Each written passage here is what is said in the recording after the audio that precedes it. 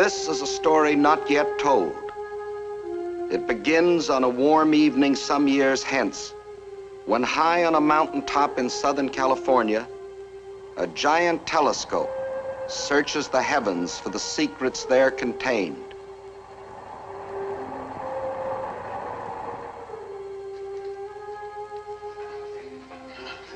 You can't see it with the naked eye, but the micrometer shows it clearly.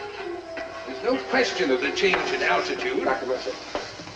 Hello, Chris. Hello, Miss. Linda. Hello, Doctor. Sorry to have kept you waiting. They certainly tuck you in up here. Wouldn't even let us into the viewing room. They've classified the sky top secret now. Lewis. Ask Felder to develop these as quickly as possible. Yes, sir. Oh, Bolting. This is Chris Cronin, Mrs. Cronin, my assistant, Dr. Bolting. How do you do? How do you do? It's nice meeting you. Well, I hope you don't mind my tagging along. Oh, not in the least. We're very happy to have you. May I take your coat? You know, I expected you to be older. You are the radio man. If you think of yourself as the guy with the spyglass. I really walked right into that. I didn't mean it quite as it sounded. But do you seriously believe that you've established contact with Mars? Well, you take pictures of it. Why shouldn't I talk to it? Bolting. Yes. There's no question they have diminished in size. There's no knowing what tonight's pictures may show. We may learn more about Mars in the next few minutes. So that's the baby in person. It's so clear, it's unbelievable. This is the first picture. We took it a week ago tonight. See, here are the indentations I told you about. They couldn't be plainer. And all going from north to south. What are they? Canals, what else? Traversing the entire planet. And these big shadows, here and here. Now you know how New York or Chicago would look if photographed from Mars. And look at those mountains at the pole. They must be as high as the Rockies. How do you tell they're mountains? There have to be. What else would throw such deep shadows? Dr. Mitchell, what puzzles me is that you've had the giant telescope for years. Why are you just getting these pictures now? Mars's journey around the sun is an elliptical curve. Let me show you.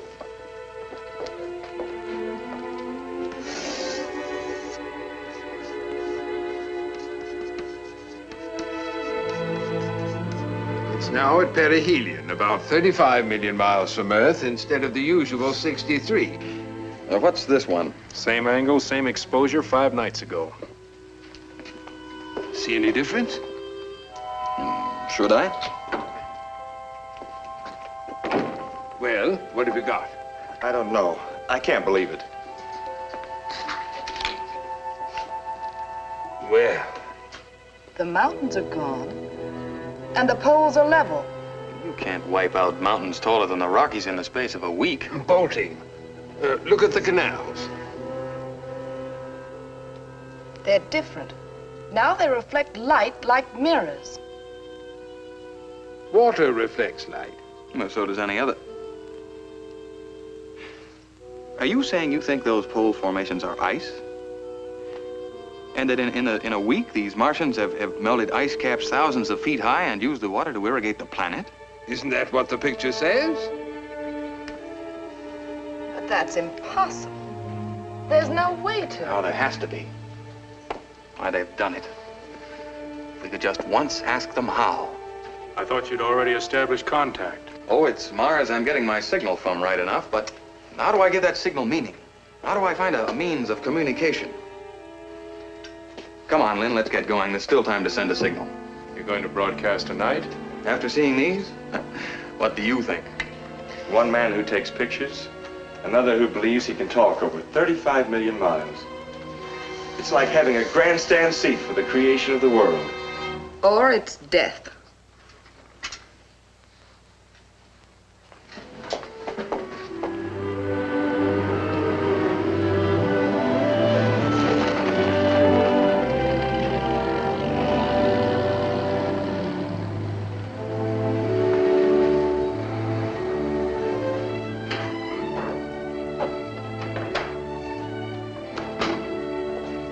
Where are you going, Lynn?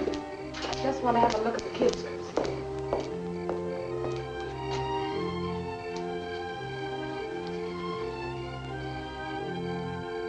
Everything looks peaceful.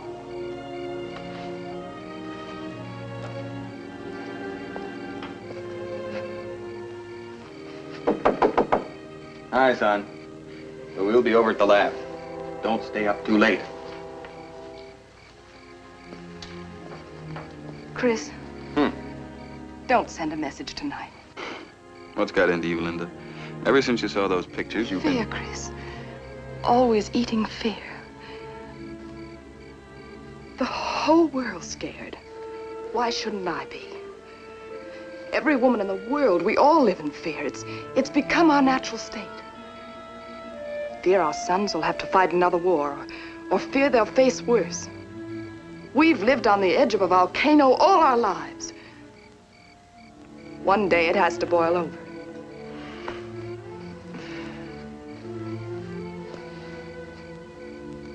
Me talking to Mars won't affect Vesuvius, Lynn.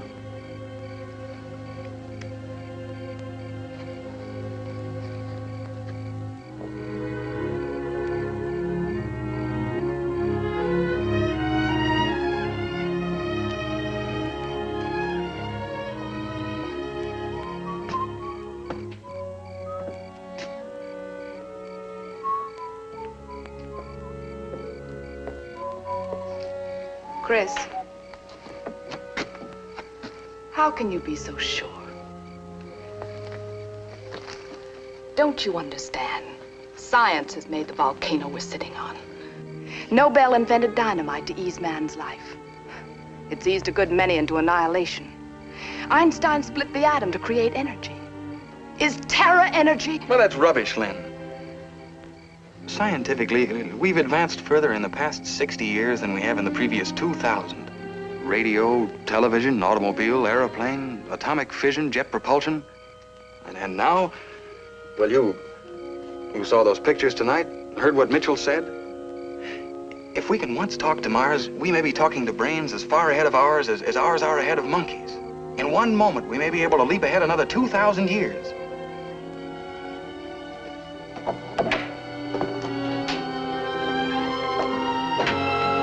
And you'll have done it. You'll be the next to advance science. And maybe us. Right into oblivion! Linda. I'm sorry, Chris. But when I saw those pictures tonight, it all seemed too imminent. Well, sure it's imminent. It's what we worked for, isn't it? Why we built this lab, assembled the transmitter. It's why we've worked together all these years. They've been good years, Chris. Well, they've been great years. But what do you want me to do now? Get a crummy research job in some plant? Maybe in 20 years get a paper published in some scientific magazine? Now, when we're on the verge of accomplishing everything we've worked for? All right, Chris. I'm ready.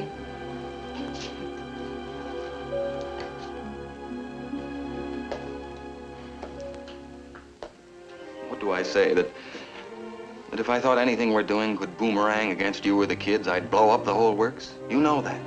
But it can't hurt anyone. Whatever's been done, we've done together, Linda. Well, I don't believe harm can come from anything those hands have had a part in, that's all. All right, Chris. Let's go. Who am I to stand in the way of science?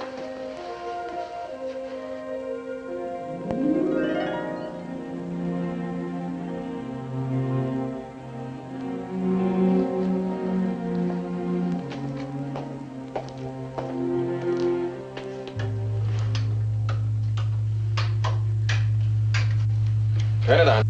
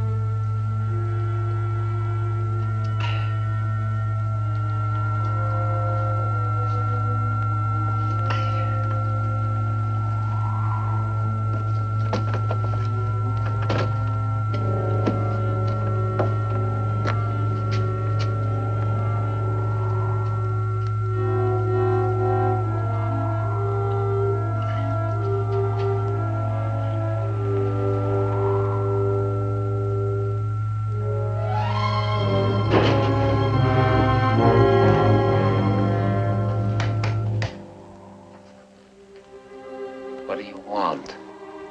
How did you get here? How did you track me down? Get out! Stop acting like a fool. Get out of here! I told you not to follow me.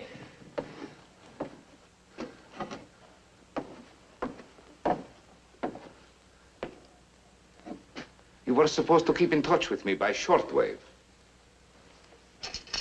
The seal isn't even broken. I have nothing to report. What are you doing here? Answer me! You said you would establish contact with Mars. That was your commitment.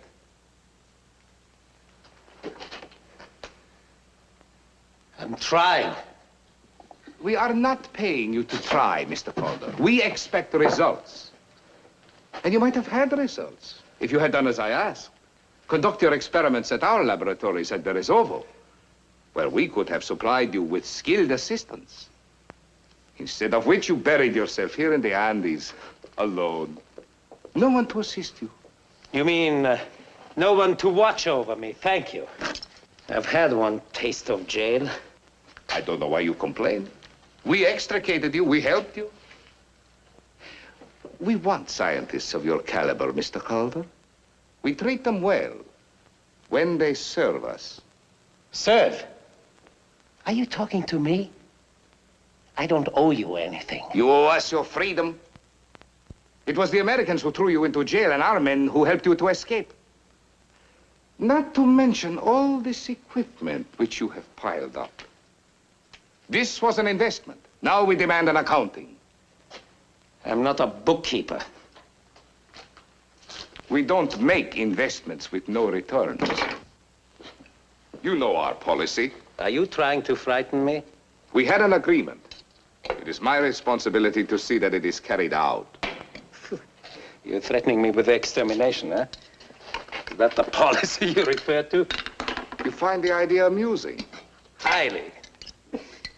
You won't harm me. You need me.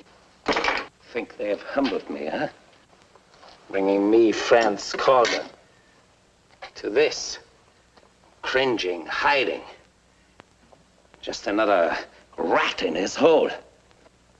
But all this won't last. The rat will come out, and then the world will listen.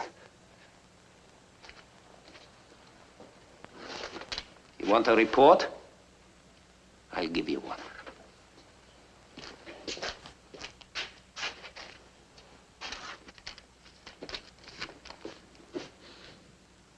You can tell your masters that I've failed in my experiments. I've not been able to establish contact with Mars. Their money's been wasted. It is not a report they will appreciate. Still, they won't exterminate me. Of that, I wouldn't be too sure. Because you can also tell them that the Americans who stole my valve have succeeded. They have established contact with the Red Planet. Wait outside.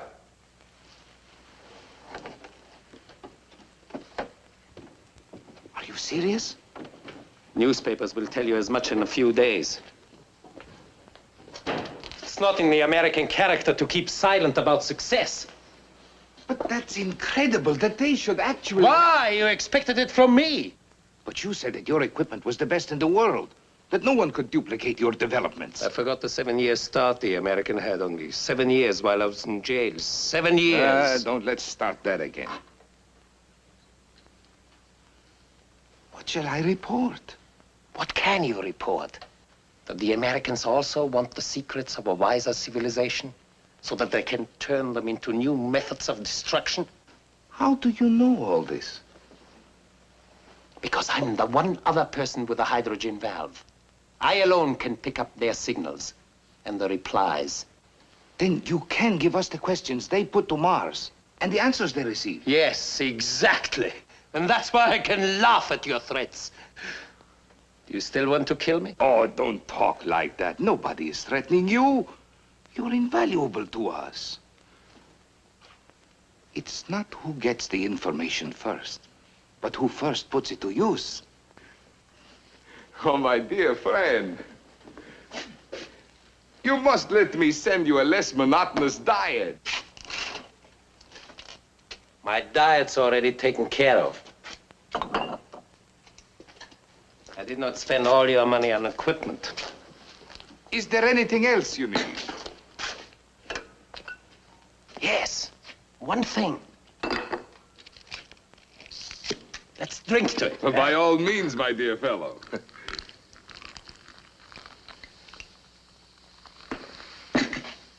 What is it? Your absence.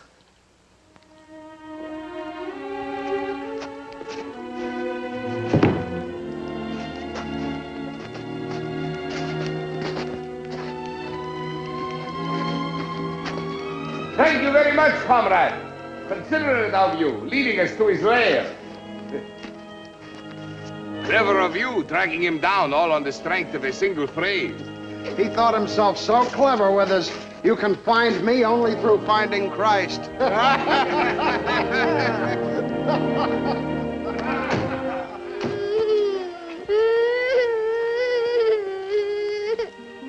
You dropped your bunny rabbit.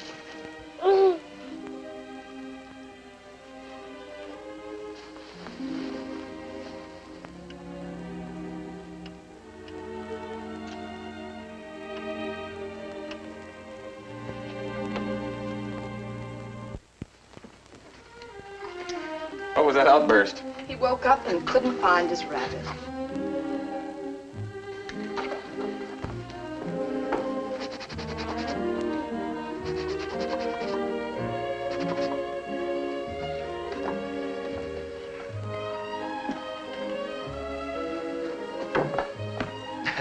Thanks. I guess I better get the... Here's your carbona. Oh. How'd you know we'd need this? Did you two ever start a project and not need it? She's pretty smart, huh? Hey, Mom, I got a TL for you. I could use one. Remember when the parents came to visit our class? One of my grimmest memories. All the fellas decided that you were the youngest-looking mother there. Isn't that nice? Boy, you should have seen those other crows. That did it. Now clean away this mess and get started on your homework. Right. Gosh, I only got my math to do. You know I don't want to fuss over that. Well, before you pin any medals on yourself, an extra hour on history wouldn't hurt. At that, you're no genius. Well, you can't have everything. Oh, heavens, who's coming? Probably Mitchell to find out if Mars had anything intelligible to say. I'll get it.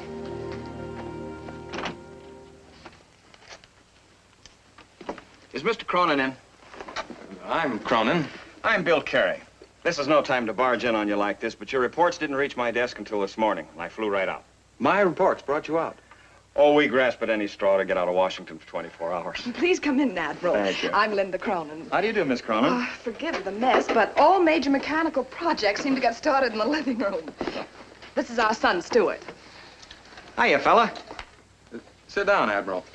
Get some more ice, will you, son?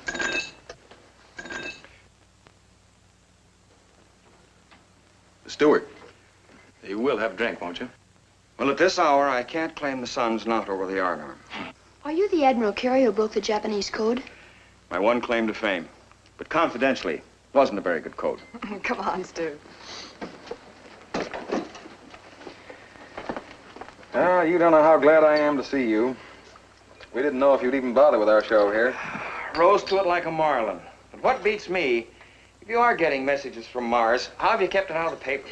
Well, we're not getting any messages. Not yet. Darn close to it if your reports stand up. Oh, if we ever do get messages, understandable ones, that is, they'll be given out. 4 years of Navy gave me my belly full of hush-hush. I can understand that. So far, all we're getting are repetitions of our own signals coming back at us. Now, these answers you get. Please sit down. These answers you get, couldn't they be your own signals bouncing off some object in outer space? Some other planet?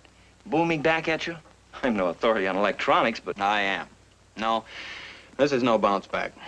As I told you, we transform sound into light. And the speed of light is 186,000 miles a second. So you divide the distance to Mars by the speed of light, and you get the length of time it takes our light waves to reach Mars. Double that, and you get the time it takes our messages to come back.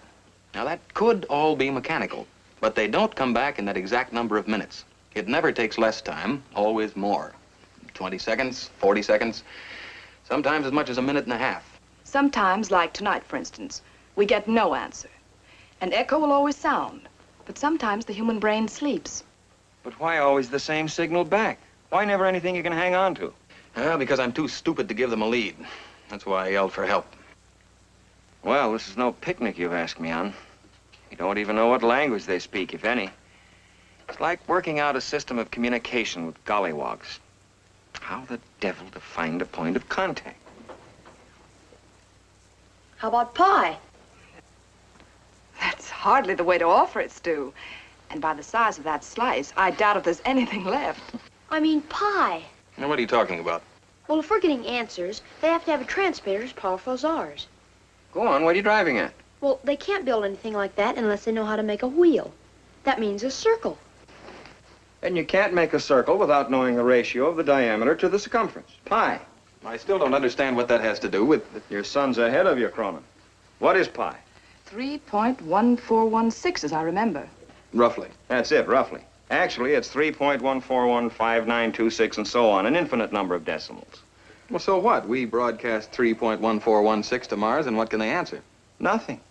But they must be trying as hard to talk to you as you're straining to talk to them. All they're looking for is an opening. So, you don't broadcast 31416. You broadcast 31415. And if they understand, they continue the equation. Right. Where'd you get that idea, son? Biting into this. Come on, let's get over to the lab and try it on right now.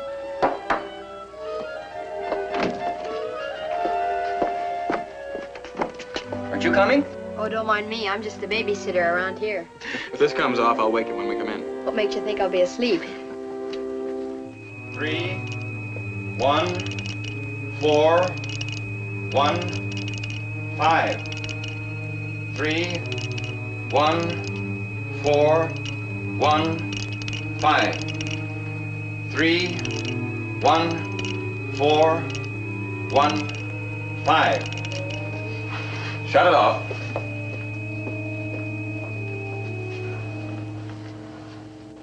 What do we do now?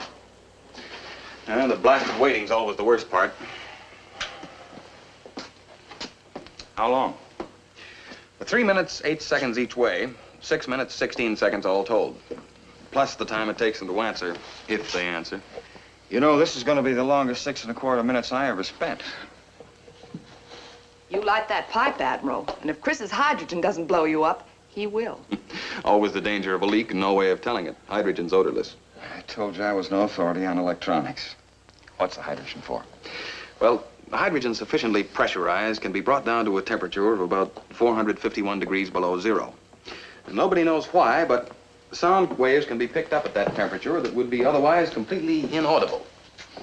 And now certain minerals also have incredible acoustic properties. Quartz, for instance. That's what this valve is made of. And we warp it with a pressurized hydrogen. It gives us the energy for a power transmission 1,000 times greater than any sound transmitter ever conceived. There it is. The red planet Mars. For over 2,000 years, the symbol for war.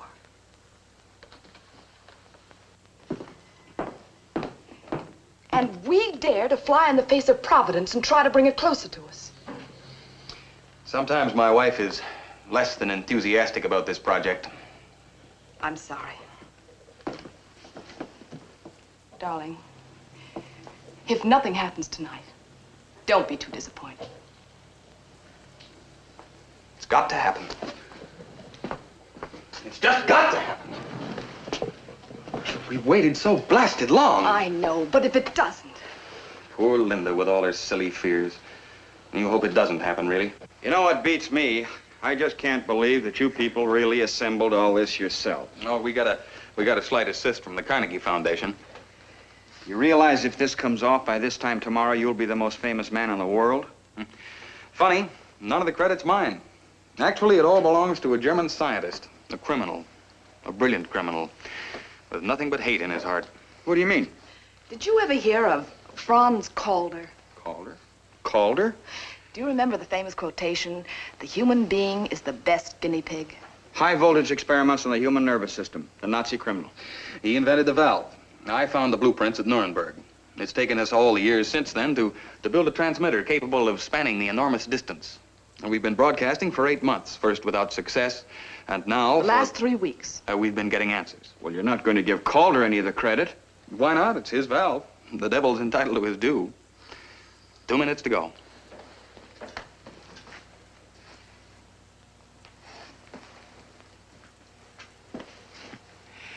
I wonder what kind of a world we're opening the door on.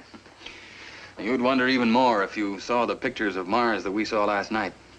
Ice caps thousands of feet high, melted away in a few days. Oh, those people must use atomic power as we use water. If we had that power, why, the largest liner would cross the ocean on the energy contained in one lump of coal. Mm-hmm. Then what would happen to the people who own and work coal mines? Well, what happened to the people who owned or worked on canals when the railroad started? Still, Mr. Calder will have had his effect on the world. Wonder where he is now. Where are all good scientists we don't hear of? In Russia, I suppose. 10 seconds to go. Switch out the lights, will you, darling?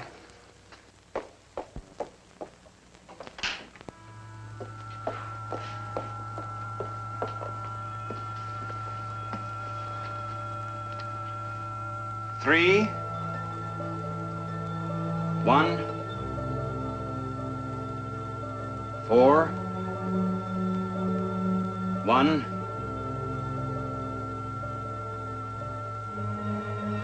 5,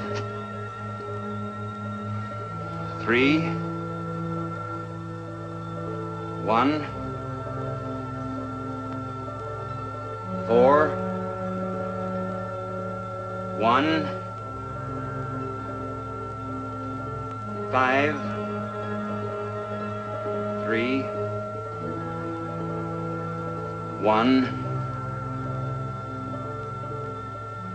4, 1,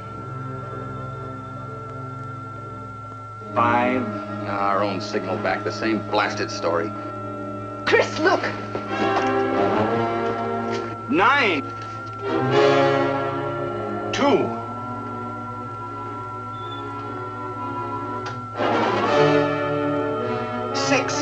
Linda, we've done it. Dear Lord, don't make us sorry.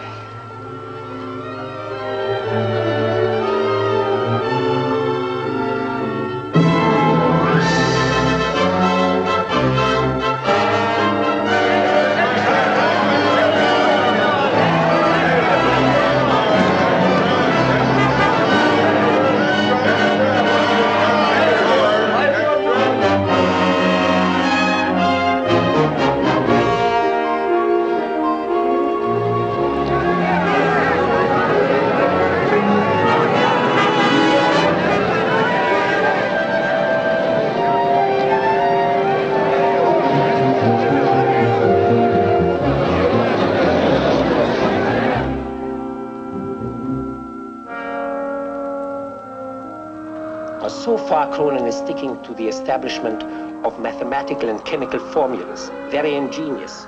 They were able to frame a few questions. I read all that in the papers. What about you? Have you contacted Mars yourself? You're a fool, Eugenian. If I can read their messages, they can read mine. Why should I let them know that they have competition? Huh? And so, what only 2 weeks ago was a secluded laboratory in the San Diego mountains has become the new center of the world. Scientists, code experts, newsmen, all concentrated on only one thing, the first concrete word from Mars. Ladies and gentlemen, step right up closer. I want to introduce you to the keyhole of Mars. Now, I have the only authentic, genuine picture of the planet Mars. What a thrill. What a fun to send home to those people.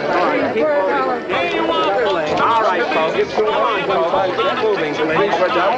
Come home, folks, to planet Mars. They're educational and constructive.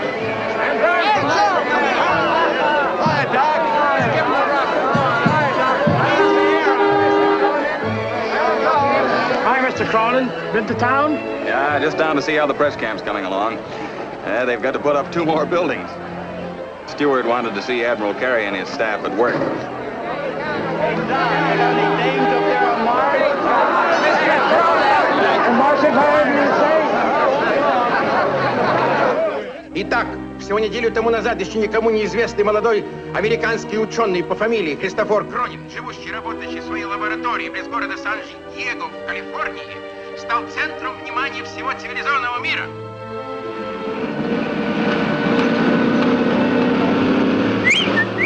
Это событие. Впервые за все время своего существования Земля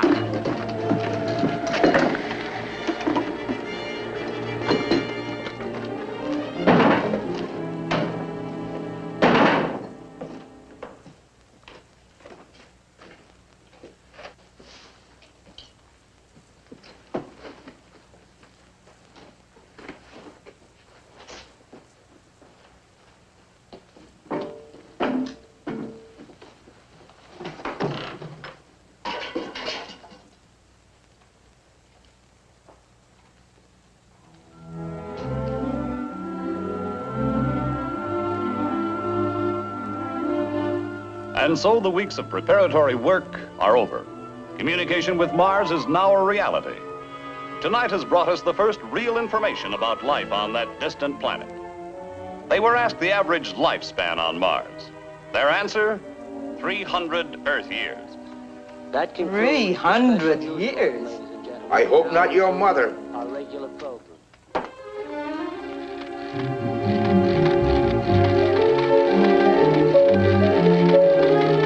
Pensions for 235 years. Who's got to pay them?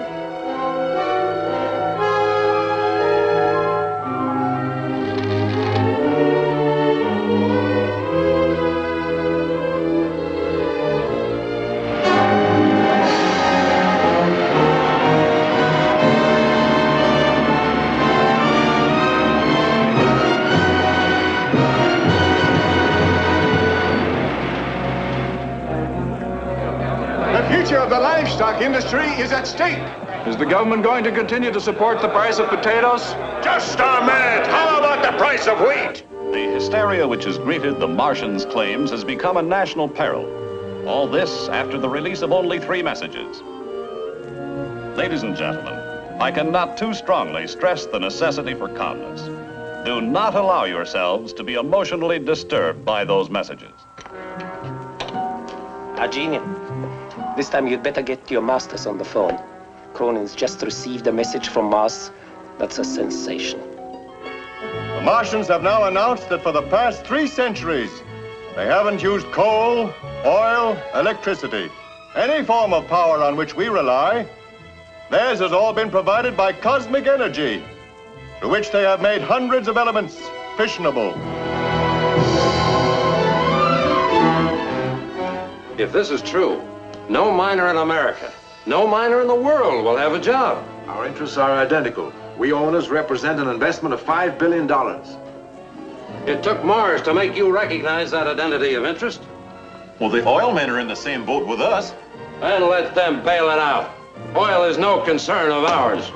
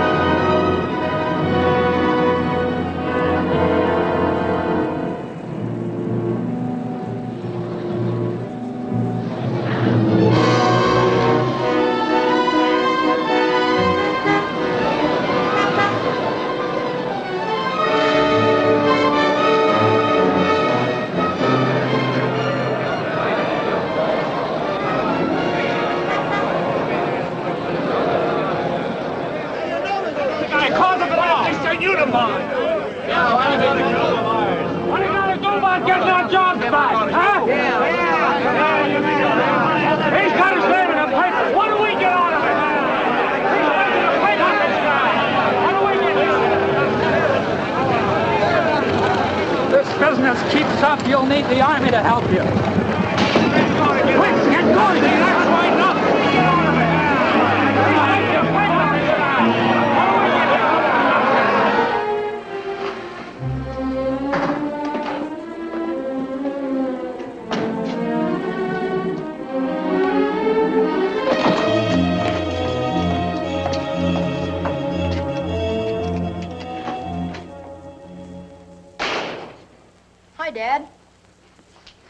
You're just in time for the news. I've had enough news for one day. Meanwhile, this morning, every American bank had long lines of depositors waiting to withdraw their funds. Owing to the difference in time, the latest bulletin from Mars had created its effect on Europe before we Americans had finished our breakfasts. In London, the Prime Minister called a special meeting of the Cabinet at number 10 Downing Street. But this did not prevent pandemonium on the London Stock Exchange. The value of British industrials has decreased nearly £10 billion in the last 2 weeks. In Paris, the third government in 2 weeks failed of a vote of confidence, and President Romain, hopeless of forming a fourth government, suspended the Constitution and called upon the army to establish martial law. This, however, did not prevent wide disorders in Lyon, Marseille, and other French cities. Meanwhile, in Rome, the Holy Father urged a policy of patience and of faith. Turn that blasted thing off. Just on another minute, Dad. But in Milan and Genoa, there was widespread rioting. Turn it off, I said. They gotta hand it to you, Pop. When you blow the lid off, you really blow it off. Well, that crowd out there's mad I enough. thought I told you to stay out of the street. I just wanted to take a look. Haven't you anything better to do than lollygag around where you haven't any business? It's enough work for you to do around here. Gosh, I did the whole lawn this afternoon. Yeah, and left the moor where everybody could stumble over it as usual. Trick or treat. Tricks or treat. What's he made up for?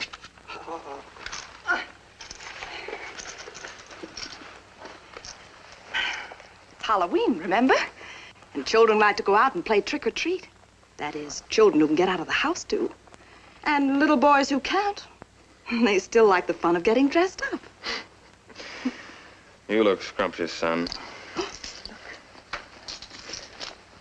See? Bottle tops. Trick or treat? Next year we'll go trick or treat. How'll that be? On your way, boys. And hands washed. Stu, will you see that he's polished up? Oh, Mom, again? Please. Be a good boy. I'll be in a minute, dear.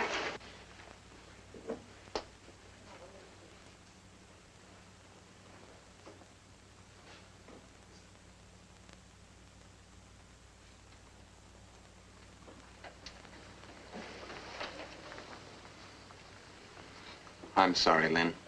You don't have to take it out on the kids, Chris. Is that what I'm doing? I'm sorry.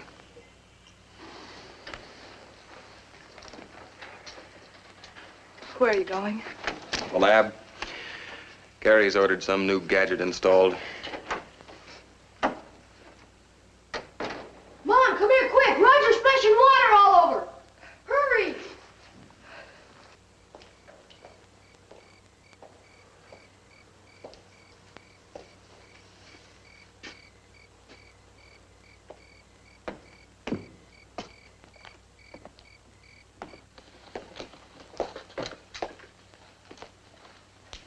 How's it going? Oh, evening, sir. Quite an installation you're getting here. What is it? That's the latest thing. We've only installed one other like it. That was in the Pentagon. It's an improvement on the cathode ray oscillograph. As soon as we get it wired up, then we're putting it outside in a cement vault.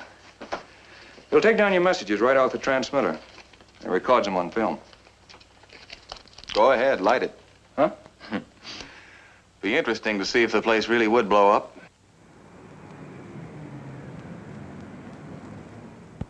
You'll recall, Mr. Secretary, that the Joint Chiefs advised immediate control when the first message was received. Yes, I recall quite well, General. I also recall that the President overruled us. Yes? Admiral Carey, sir. Have him come in. Mr. Secretary, General Burdett. Hello, Bill. Sit down, Carey, sit down. Have you decoded any other messages? No, sir. We've been sweating over a batch for nearly a week now, but no success. Thank heaven for that. We're closing down that decoding room out in California. But messages are still coming in, sir. Well, they'll be microwaved here as fast as they come in. And they're not getting outside this building. Your whole staff's coming back today. Nothing is to be released to the public. Nothing. You understand, gentlemen? Nothing.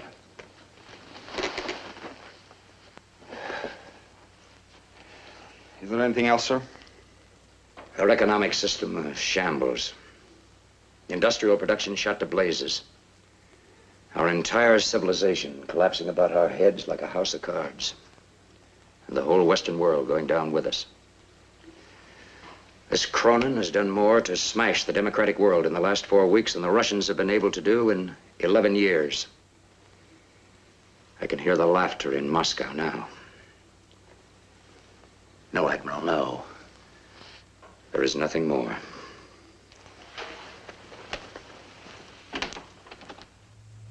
Calling 2BLM, calling 2BLM. 2BLM here, go ahead. Where's the genius? Where's the genius? You will call him on another wavelength. 9434 kilocycles. Broadcast band E. Use scrambler number 5.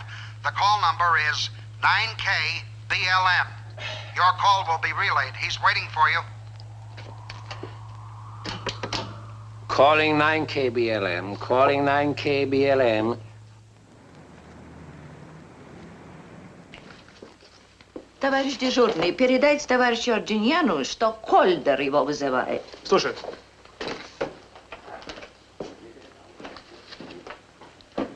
Одну минуту.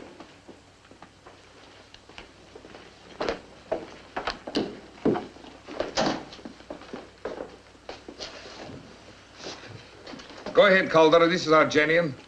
Are you all right? Don't worry about me. How about you? How are you, Argenian, huh? That's foolish of you to go where those monsters can lay hands on you. Shut up, you fool. Премьер спрашивает, есть ли другие новости. Are there any more messages? Mars seems to have run out of messages for the moment. Чем интересуются американцы? What are the Americans asking, Calder? If you can tell us that. As nearly as I can understand, they want to know how the Martians, if they use cosmic power for everything, are kept from blowing each other to bits. Send us the messages as soon as you get them. There must be no slip-ups. Is that understood? Haven't you got your money's worth yet? Не беспокойтесь, товарищ генерал. Не думаю, что американцы... Is this dog, Calder, reliable? Я сказал вам... In English. If I want him to understand me, I'd speak Russian. Why didn't you insist on him coming here to work? I couldn't insist. He would have destroyed his valve. He's a madman, a lunatic. The world is full of lunatics. They want to start a war now. Now, when there is no need. Stalin did not dare precipitate one because he could not defeat the free economy of the West. Now the economy is shattered. The strength of the Western world fades like a dream in the night. Their civilization perishes. Lenin dreamt of the world in his hands.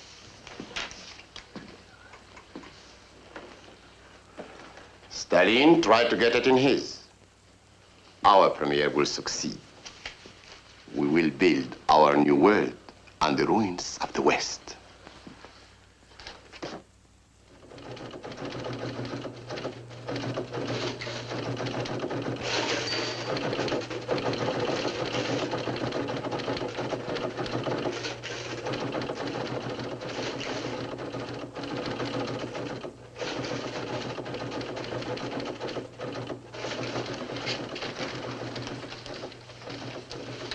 Dr. Stokes.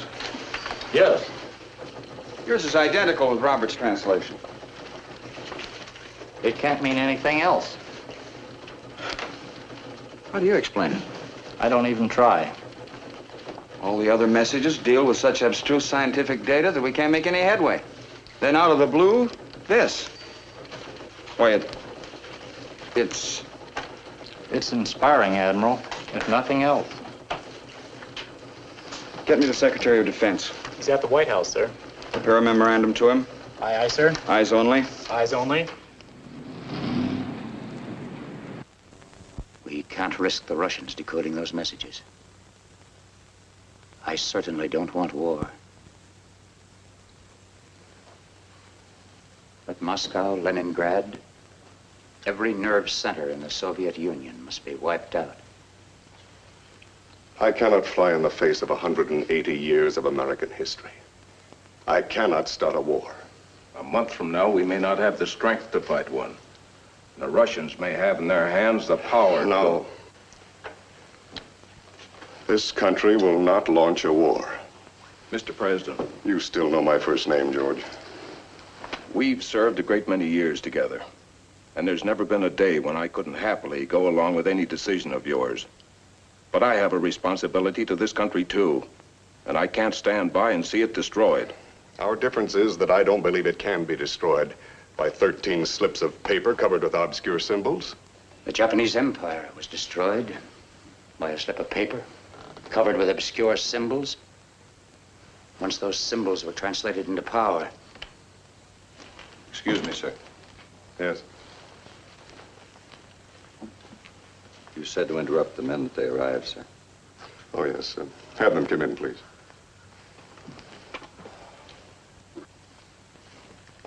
Won't you come in, please? How do you do, Mrs. Cronin? How do you do, Mr. President? Mr. Cronin? Mr. President. It was very good of you to come. I'm only sorry you didn't bring your boy with you. I wanted to meet the culprit who started this whole business. Oh, Mr. and Mrs. Cronin, Secretary of Defense, Mr. Sparks. How do you do? Mr. Sparks. Mr. Cronin. And General Burdett. General Burdett. Hello. Won't you sit down, please?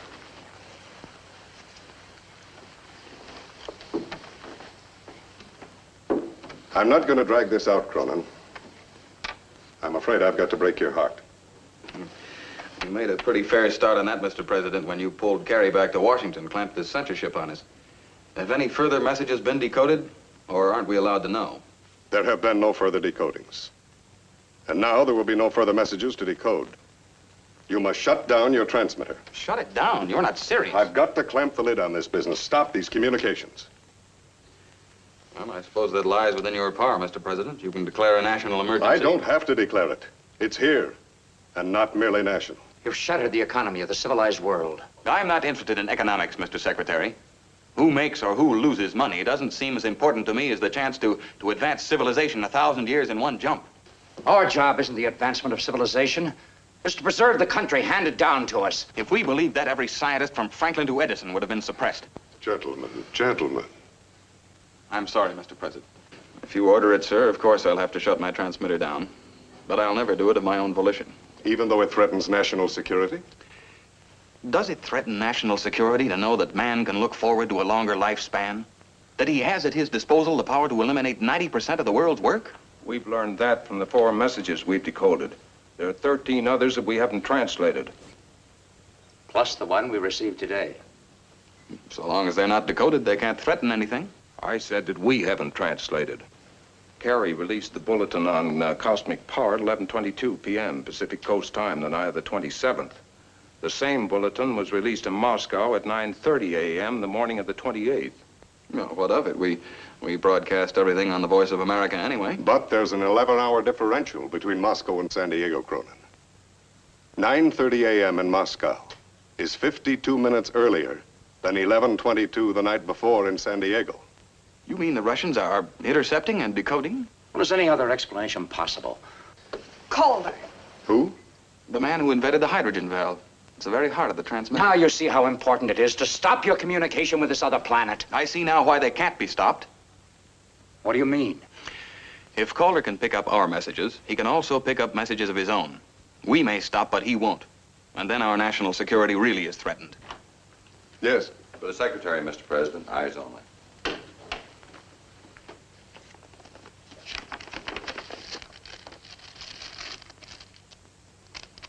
What's a note from Admiral Carey? They've decoded another message, today's. Carey's outside now, Mr. President. Have him come in, please. Admiral Carey? Come in, Admiral, come in. You'll forgive me, Mr. President, but the Secretary left orders that no matter where he was... Have you got another message? Yes, we've got one. Oh, may I, sir? I think he's entitled to that.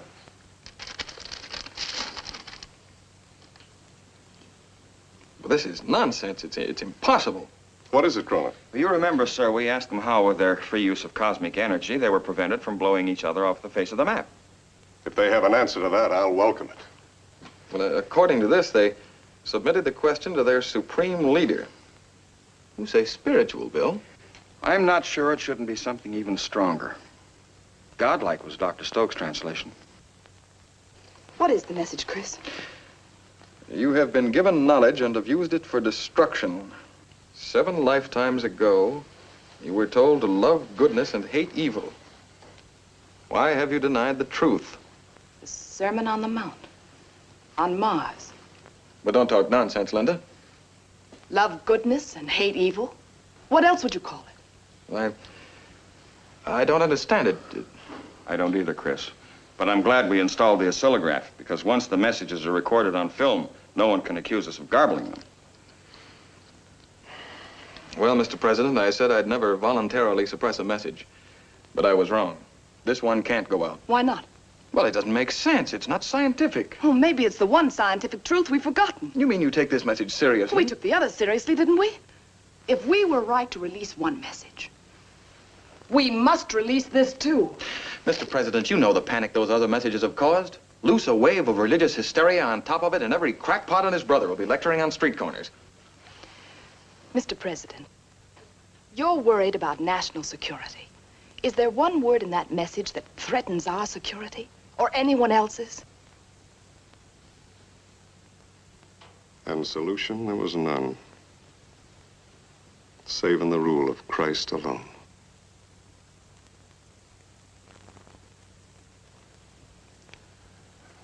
My father was very fond of Emerson. May I see that message, please? You're not going to release it? Your arguments in defense of scientific freedom have convinced me. Well, this time Cronin is right, Mr. President. We can't hitch our wagon to that star. We've switched stars, Mr. Secretary. Now we're following the Star of Bethlehem. That message is to be broadcast all over the world, in all languages, exactly as decoded.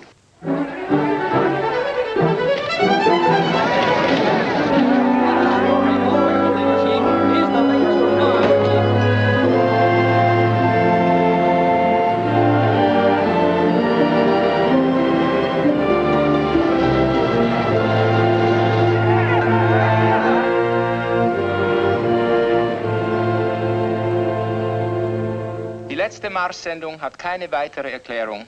Wir wissen nur, dass wir es mit einer Person von höchster Wichtigkeit zu tun haben. Полученная сейчас радиопередача с Марса пока не может быть полностью расшифрована. Единственное, что понятно в настоящий момент, это следующее. Исходит это сообщение от таинственного лица, которое марсиане называют высшее существо. Слушайте, что произнесло это лицо. Yes, yes, Calder, I heard you.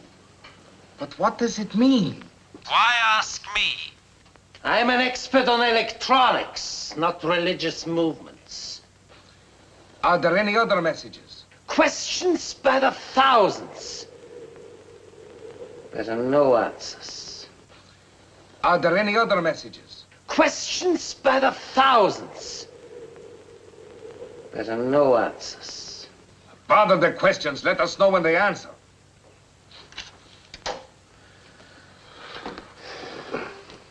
I know I am not alone in being struck by the phrase with which the message begins. 7 lifetimes ago are the words.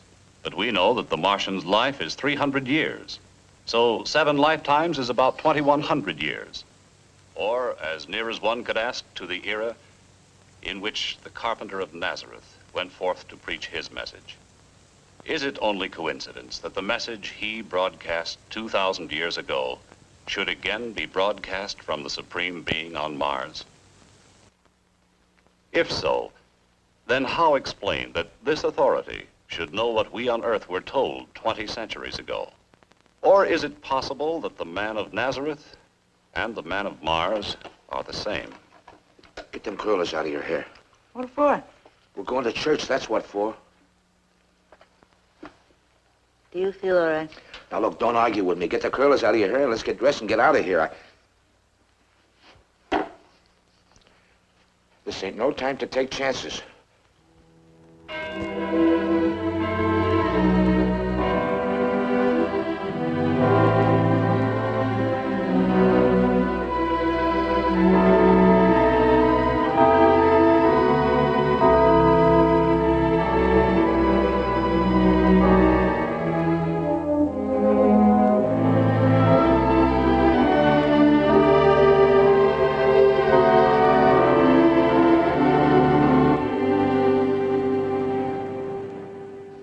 It has brought hope when we had lost all hope.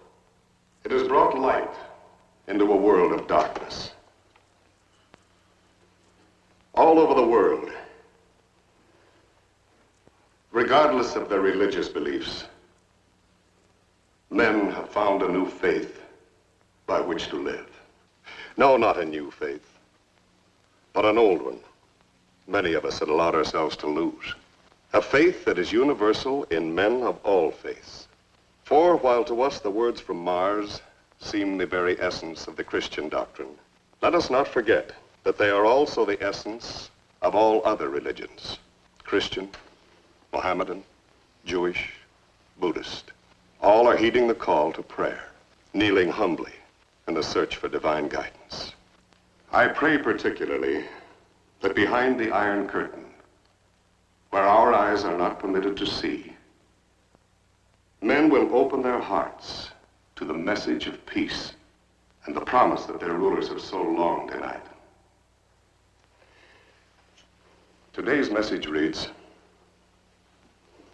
"Ye have denied God's word and worshipped false gods. Thy torment is the price of thine own sin." Сегодняшнее краткое сообщение с Марса гласит: Слушайте, ты отрекся от Слова Божьего. Ты поклонился идолу. И муки твои — суть награда за твои прегрешения. И муки твои — суть награда за твои прегрешения.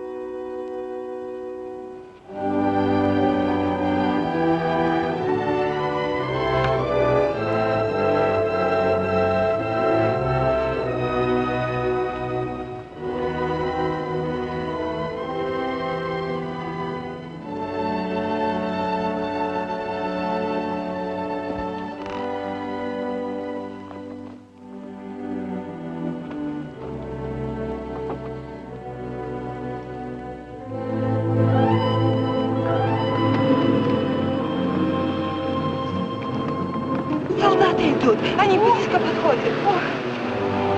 Стой! Кулаки! Разгонись по домам! Слушай команду! Я вас всех перебью!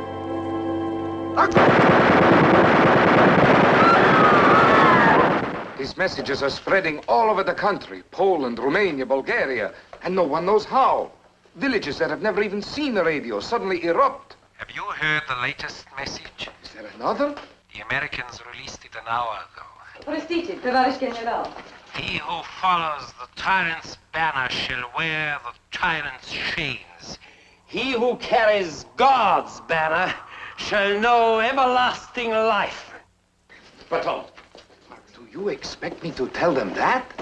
What you tell them is no concern of mine.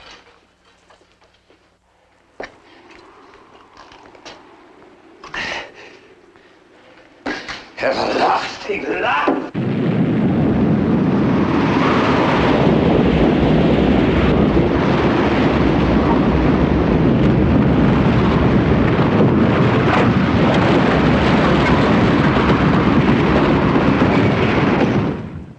Calder. Are you there? Calder, are you there? Proснись. Come in, Calder.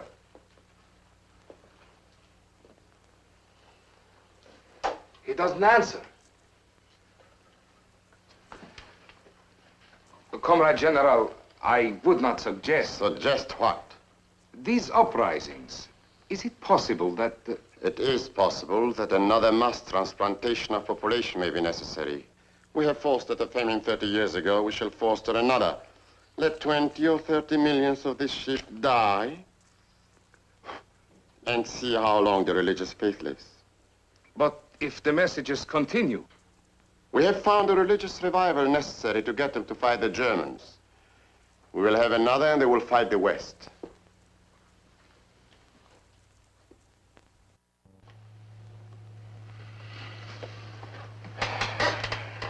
Are you sure the valve's working? Oh, I've checked it a dozen times. There must be some reason for their silence up there. Well, there can be 1,000. We've got 2 atmospheres to get through. Ours may be clear and theirs may be impenetrable, or maybe their transmitter's out of whack. Maybe the operator's got the measles, or maybe he's finished his allotted 300 years, or maybe... They've said everything they have to say. Maybe the rest is up to us. Calling 2B7XK. He won't answer. Come on. There is no need for me in there. You can have the honor of telling the Premier that your communication have bogged down. I don't want to answer his questions.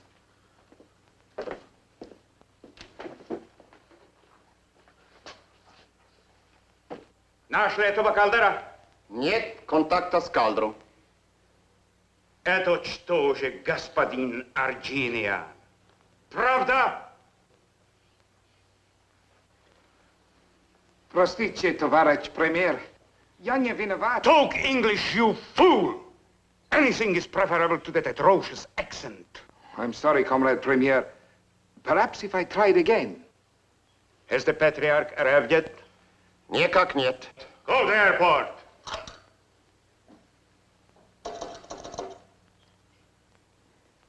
Well? There is no answer. Не понимаю. Что случилось?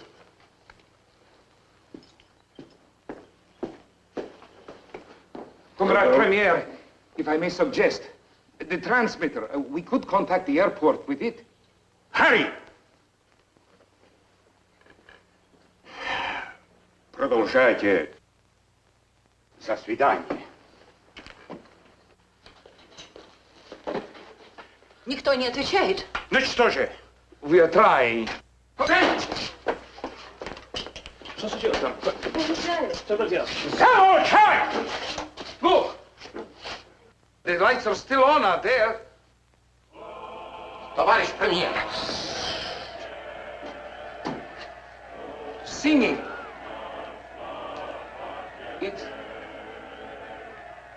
It was one of the favorite anthems of the cathedrals.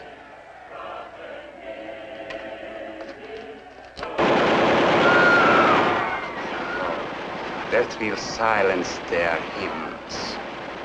What do these superstitious peasants think they can accomplish against our guns?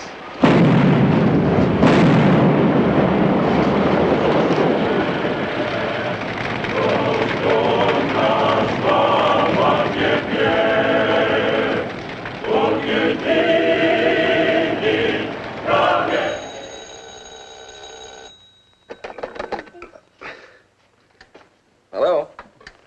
Yes, Dr. Mitchell. No, she and Stewart went to town. Haven't got back yet. The baby had the sniffles and I... What? Are you serious? Well, yes, right away. What's that? Come on, son.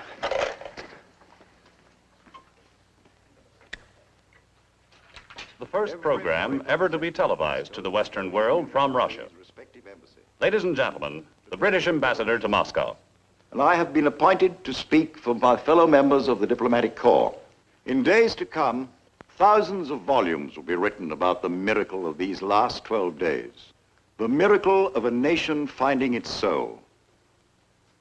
As the messages from Mars spread throughout the country, the heart of the Russian people began to swell with an old faith, and spontaneous demonstrations of that faith took place. From the churches, they moved on the jails, the fortresses. And here in Moscow, the arrival yesterday of the Patriarch of the Russian Orthodox Church provided the tinder that burned down the Soviet edifice.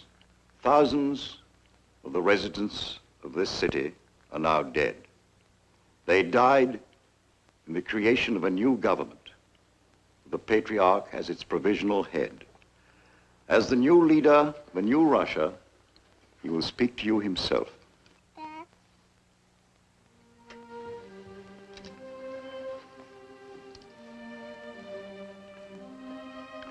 This morning, our armies in occupation of other lands have been recalled to our own soil. We have thrown off our chain of 40 years of bondage. We now free our neighbors of theirs. This is the first act of our new government. The second is the reopening of our churches so that our people might worship God in freedom and in accord with their own conscience. The bells of those churches now speak for us. They speak only what is in our hearts. The prayer that all men can henceforth live in peace. I wish you were a little older, son. I wish you could remember this. No,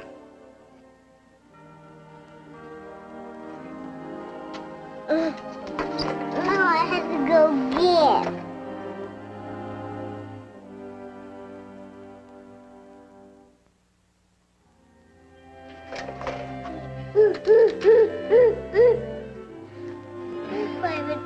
Oh, we're famous people, son, your mother and I. Names in the papers, decorations, scientific awards. You know what's really important? You. You're our immortality. You and your brother, the kids you'll have, and the lives you'll lead. You're the blessed generation. Chris, have you heard the news? Mitchell called me. I couldn't believe it. I heard it on the car radio. Chris, you should see that crowd. You should see their faces. And I didn't want the religious messages released. Dad, the Russians on the radio. Saffron cow.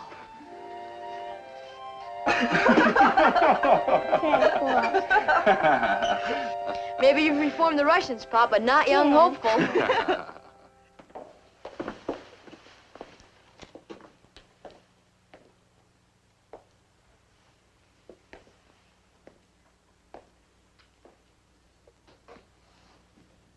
Lynn? Yes? Suppose it's over. Communications, I mean. Suppose we never make it again. There's nothing wrong with the transmitter. Atmospheric conditions won't explain it either. No matter how bad they are, we'd pick up something. Would it really matter? We talk of their older civilization, and what have they given us? Nothing we couldn't have had all along. Prayers were given us long before wireless. Good evening, Mr. Cronin. Who are you? How'd you get in here? My credentials.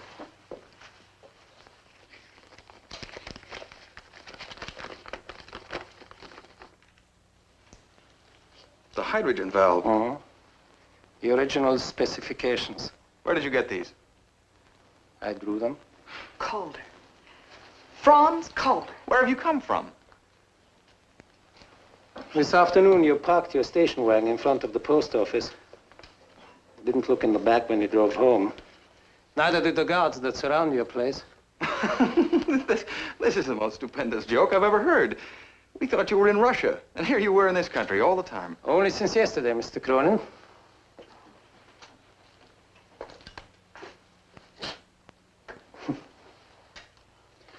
Wasn't exactly a triumphant entry.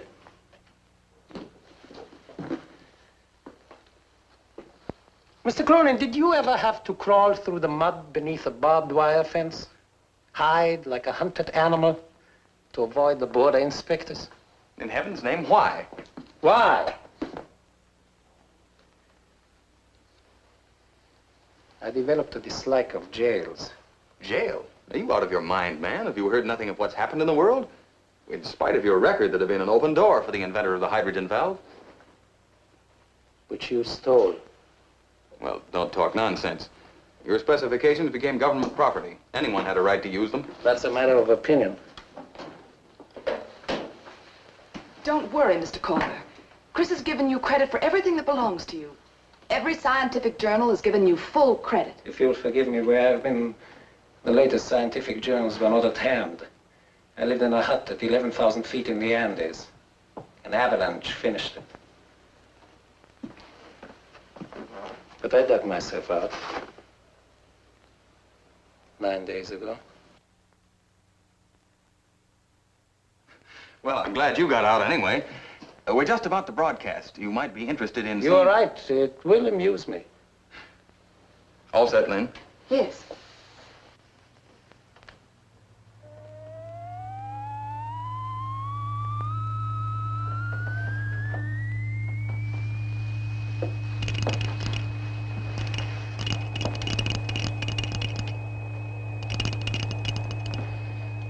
It's a shame you didn't get a chance to carry on your work yourself.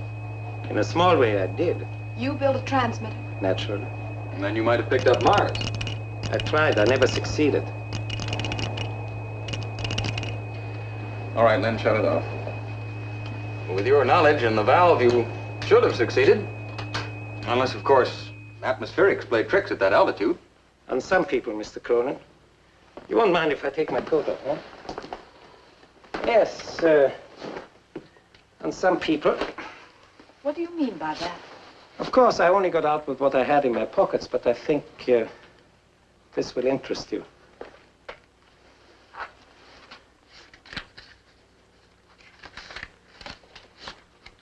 There are messages and the replies, all of them. The ones that weren't decoded, too. Then you did pick up Mars? No. How else could you get these? When did you hear from Mars last? 9 days ago, wasn't it? A little after 8 o'clock. Now, you figure the difference in time. And you'll find it was about half an hour before my set was smashed. I don't believe it. How slow you were in thinking up that pi formula. And the creation of a vocabulary. Aren't you grateful that I made it so easy for you?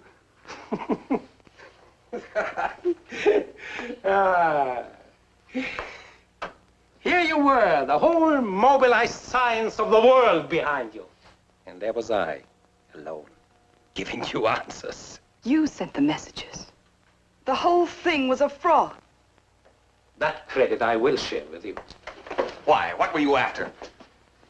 Shall we say, amusement? You thought you'd created a new Earth, and I destroy it. A new heaven, and that I shall destroy. Once my story is told. You can't do it! You can see the possibilities for entertainment, huh? Listen to me, Mr. Calder. I've 2 children over there in that house, and I'm just one of millions. Millions of women that for the first time know their children are secure. You can't destroy that! Paradise lost, Mrs. Cronin. Paradise lost. That's my present to the world. He's lying, Linda. Those messages were from Mars. They came from outside the atmosphere. You take me for an amateur, huh? I shot my signals up to hit the heaviside layer. They deflected down at any angle. Naturally, they seem to come from outside the atmosphere. No. Once I detected your signals, the rest was easy. I could accomplish much more, making you believe I was Mars, than ever getting Mars myself. Chris. What is it? He did not send the religious messages. Of course I didn't. You know that. What do you mean? Here are his messages, the very first few as we received them. But when we asked how they've kept themselves from blowing each other to bits, his answer was, one tribe must hold the power. It had nothing to do with the Sermon on the Mount. It was the prophet talking to us. The prophet? Clever of you to create him. You played right into my hands. I smashed your economic system with a power panic. But that still left my friends in Moscow. I had to smash them too. From my hut, I could see the statue of Christ. I never thought of using him against them. Thank you for that idea. They must have been desperate. Who? Kerry, Sparks, all of them. They must have done this in Washington. Darling, you were there. You spoke with Sparks and the president. Did you think they were play acting? I don't know. Who did it is immaterial. When I saw the effect on Moscow, I knew you'd created my weapon for me. That's why I let you raise the world up with all that muck right up to the sky, so I can dash it down to hell when I tell my story. You can't do it, Calder. Who's to stop me? God? He had his chance 9 days ago. If I hadn't dug myself out, you'd have gotten away with your fraud. It was no fraud. You'd have won. It was no fraud. You don't expect me to believe those messages were not faked. We expect you to believe the truth, just the way the rest of the world believes, just the way we believe. But here is my proof. There have been no messages since my transmitter was shattered. How will you explain that to the world, Mr. Cronin? Sermon on the Mount. Peace on earth. No, Mrs. Cronin. You are not dealing with a superstitious peasant. If those first messages were fake, the last were too. The world will believe me, just as your husband believed me. And then you'll all be at each other's throats again. All of you. And I'll have done it. Better to reign in hell than serve in heaven. My favorite poem, Mrs. Cronin. The unconquerable will and study of revenge, immortal hate, and courage never to submit or yield. That's my God, Mrs. Cronin.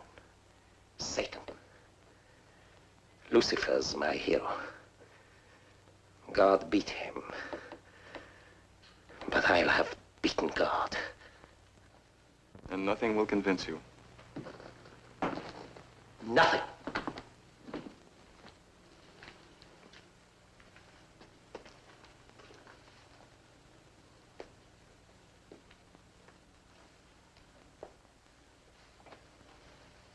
It's 8:26 according to your clock. I sent a telegram in your name inviting the press to be here at 8:30.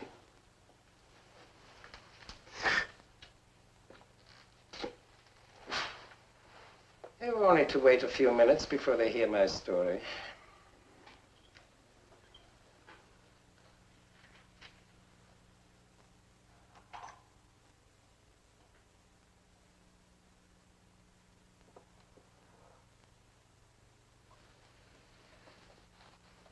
Why didn't you tell it right away?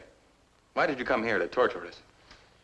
Suppose someone had stolen the fruits of your genius, wouldn't you want to see them humbled in the dust? Perhaps. It doesn't matter.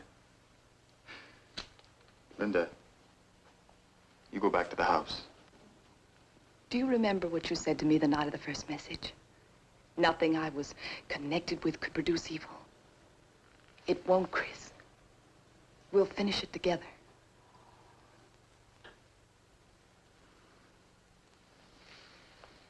I want you with the boys.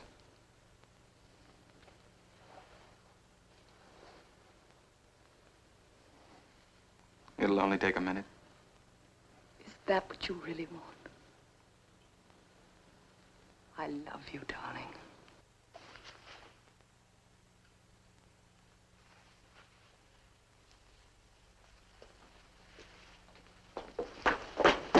You do think me a fool. You think I let you walk out of here to call those private guards of yours?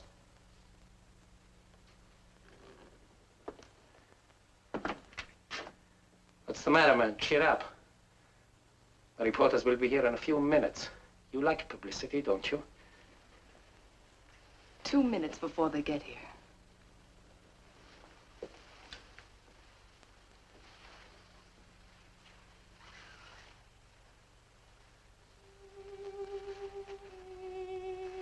Give me a cigarette, Chris.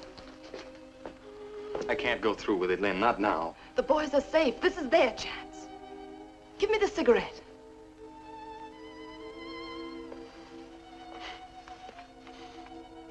Funny. In all the years, I've never seen you smoke. You're not going to smoke in here. God gave us free will, Mr. Calder. It's what distinguishes us from the animals. We can choose between good and evil. But if we choose evil now, that's the end of the human story. I can't let you do it. Stay where you are! It's a simple problem, isn't it, Mr. Calder? To let you tell your story and risk setting mankind at each other's throats again. Or to see that you keep silent and save mankind. Val! Give me a light. Don't! Don't! The room's alive with hydrogen. A spark now would... Stop! Stop! You wouldn't kill your wife? Chris, look.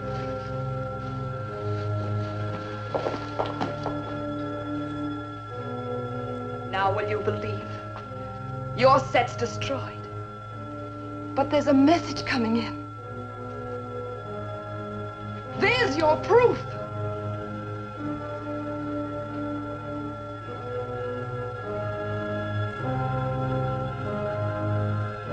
No, not now. He won't beat me now.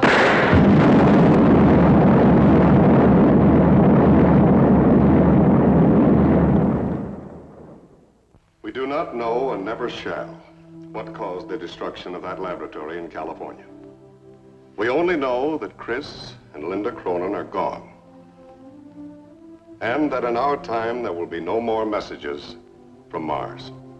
For God, in his infinite wisdom, has decreed that the revelations which came through them, his servants, were sufficient to fulfill his purpose. At the very moment when they were snatched up in that chariot of fire into the bosom of truth everlasting, a final message was being received. Only the first few words of that message were recorded before the explosion cut it short. Those words were, "Ye have done well, my good." The rest is silence. Silence. No. No, for as I speak, the bells of 1,000,000 churches in every far corner of the earth ring out in salutation to the earth's new day of hope. The voices of the joyful rise in 1,000 hymns. Hymns not of grief, but of thanksgiving. And mankind, kneeling in gratitude for its redemption, prays for the spirit of this man and this woman. Of them, as of no mortals before them, it may be said, the whole earth is their sepulcher. And so the message does not remain unfinished. The miracle we have beheld has cleansed our souls and wiped the scales from our eyes. With the new vision given us, we who are left can complete that message. Ye have done well, good and faithful servants. Enter ye into the joy of your Lord. Thy monument is a world of peace. You're lucky, boys. You're their sons.